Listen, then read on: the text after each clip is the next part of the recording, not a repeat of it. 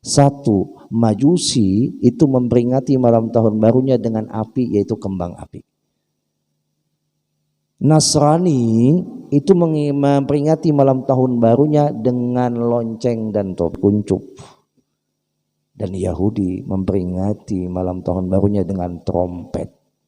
Kita melihat gak ada malam tahun baru itu identik dengan 3 simbol ini. Jamaah, simbolnya sudah nampak. Ya kan? Trompet, apalagi kembang api, lonceng. Lalu kita disuruh untuk jangan mengganggu perayaan bubuhannya. Kita persilahkan. Jangan sampai kita tuh menyupani diri kita seorang. Di mana kita menyupani? Kita ini bukan ampun acara, tapi kita pak iyanya di acara orangan bungul kalau. Jemaah. Kita itu bukan ampun acara, kita pak iyanya. Orang gak ada yang turunnya. Tapi buhan kita ya Allah, pak iyanya. Hansupan ya pang lah.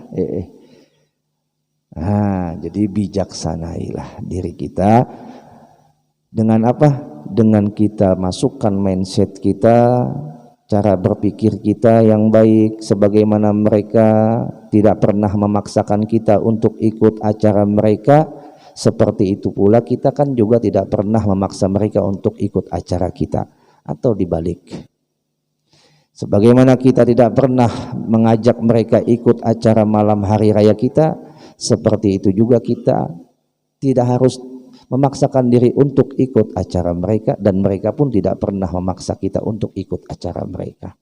Apakah ada suara dari bubuhannya, munnya kada 4 malam tahun baru, maka kita tidak berpancasila? Nah, bohong basar ini. Berarti memaksakan orang untuk meyakini apa yang tidak wajib diyakini. Pancasila sungguh mendukung yang namanya hak beragama masing-masing. Bujur tidak? Hak beragama masing-masing. Jadi mohon Bapak Ibu jamaah rahimakumullah,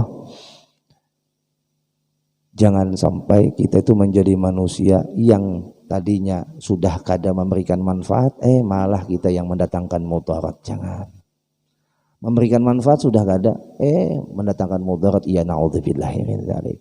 Dulu apabila tuh orang menghidupi mercun masuk ke rumah sakit PT, kan, datanglah manfaat, mudarat, habis bubuhan yang garing, untung kau buka. Ya kan? Terbakar rumah sakit TPT pas malam tahun baru, masuk mercun ke dalam, apa kabar? Akhirnya kadang menimbulkan manfaat. Dan di malam itu juga banyaknya maksiat terjadi di mana-mana. Jadi janganlah kita umpat-umpatan. Kita punya prinsipal, kita diberikan oleh Allah untuk berbahagia di tempat yang disuruh kita berbahagia. Dan Allah larang kita berbahagia di tempat yang tidak disuruh untuk berbahagia. Di mana? 2 hari raya. Hari raya Idul Fitri itu loh, jangan pun orang sugih, orang miskin wajib bahagia. Dengan apa? Zakat fitrah. Makanya zakat fitrah itu diserahkan sebelum pelaksanaan Id. Supaya orang miskin itu bahagia di hari raya Idul Fitri. Jangan ada satupun ujar Nabi kita Muhammad di hari raya Idul Fitri itu yang kada bahagia. Kenapa? Itu hari yang untuk berbahagia bagi kita. Idul Adha dengan sembelihan kurban, kita wajib menyerahkannya kepada mereka-mereka yang fakir, yang miskin, yang berhak untuk menerimanya, supaya membahagiakan hati mereka di hari raya itu. Sekarang lun ajak pian sama-sama merenungi, buat apa kita bahagia kalau orang yang mencintai kita kecewa? Itu aja. Buat apa kita bahagia kalau Allah tidak ridha? Buat apa kita bahagia kalau Rasulullah kecewa? Buat apa kita bahagia kalau orang tua kita di alam kubur menderita? Buat apa? Apakah kita egois seperti itu, ingin bahagia sendiri tapi melupakan kebahagiaan orang yang telah memberikan kebahagiaan kepada kita? Ya Rob. Pama saja pian punya anak pian ikut malam tahun baruan, lalu habis itu datangnya tengah malam, tenggeng, pian bahagia atau tidak sebagai orang tua? Tidak. Walaupun bahasanya dulunya si orang tua ini pernah ngikut seperti itu, tapi dia tidak akan mungkin, kalau masih memiliki hati nurani lah, tidak akan mungkin dia menginginkan anaknya seperti dia dulu. Kenapa? Dia sadar dia melakukan kesalahan dulu, lalu dia tidak mau mengulangnya kepada anaknya. Begitulah orang tua kita yang sudah di alam barzah melihat sudah kenyataannya. Ternyata yang kugawi ini dan itu nampak semuanya, yang benar yang salah yang kayak apa. Munnya kita melakukan sebuah kesalahan, kita bahagia tapi mereka kecewa. Apa kabar nanti ketika kita mati? Siap-siap nanti kita dikecewakan oleh anak-anak kita. Ya Allah, kok Ustadz larinya ke situ? Apakah ada dalil bahwasanya Rasulullah itu kecewa? Ada dalam hadis riwayat Imam Tirmidzi. Bahkan ini penegasan yang sangat tegas dari baginda Nabi. Laisa minna man tashabbaha bi ghairina.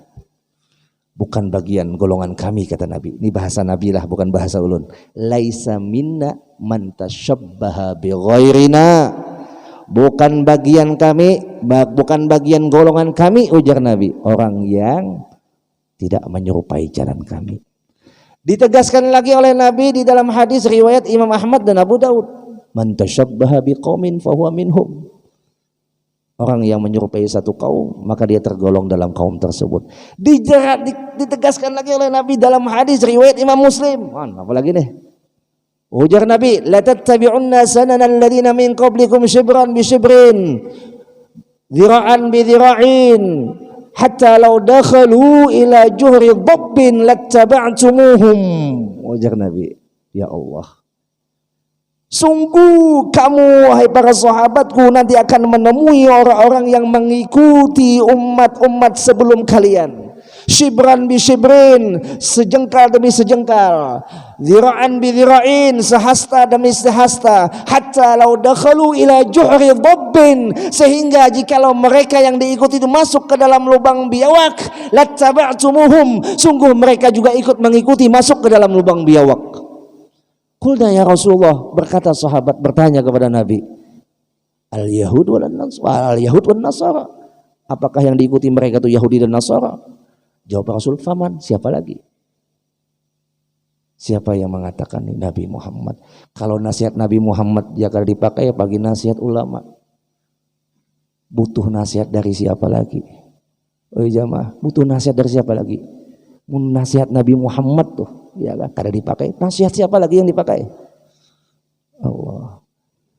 Jadi Bapak Ibu jaga anak-anak kita. Tolong jaga anak-anak kita. Kalau hendak juga malam itu bermasakan, hendak juga malam itu silaturahim, hendak juga malam itu berbagi, bahagia, jangan nunggu jam 000. Kalau orang nunggu jam 00, dipastikan ini umpat merayakan Happy New Year. Wah, ya lah. Silakan memasakkan, tapi niat mensyukuri umur panjang boleh. Umpama maulidan, silakan mensyukuri nikmat umur yang masih diberikan oleh Allah, sehat afiat, silahkan. Dan mensyukuri umur kada hanya pergantian tahun. Para sahabat itu pergantian malam hari mereka syukuri dengan ibadah. Al-Habib Muhammad Al-Habsyi yang ada di Siwun, ya kan, di Siib Husaisah, itu dapat nikmat sebiji kurma, sembahyang 2 rakaat. Bukan pergantian tahun aja. Kita nih semua pergantian tahun Masehi kah, pergantian tahun baru Islam kah, pergantian minggu kah, kita disuruh mensyukurinya. Dengan cara apa? Ya dengan cara yang baik. Tapi bukan untuk memperingati yang bukan peringatan kita. Supaya jangan mengecewakan hati Nabi Muhammad. Cukuplah kita sudah banyak mengecewakan hati Nabi Muhammad. Jangan bilang cinta dengan Nabi Muhammad kalau kita hanya bisa menabur luka di dalam hati Nabi Muhammad. Wal'iyadzubillah. Sayang 1000 kali sayang, hanya bisa bicara cinta tapi tak mampu mengungkapkan dengan fakta. Mudah-mudahan Allah tolongi kita untuk bisa memfaktualkan cinta kita kepada Nabi Muhammad, bisa membahagiakan hati Nabi Muhammad, bisa membahagiakan hati kedua orang tua kita, dan bisa mendapatkan ridha Allah Jalla Jalaluhu. Amin. Allahumma amin.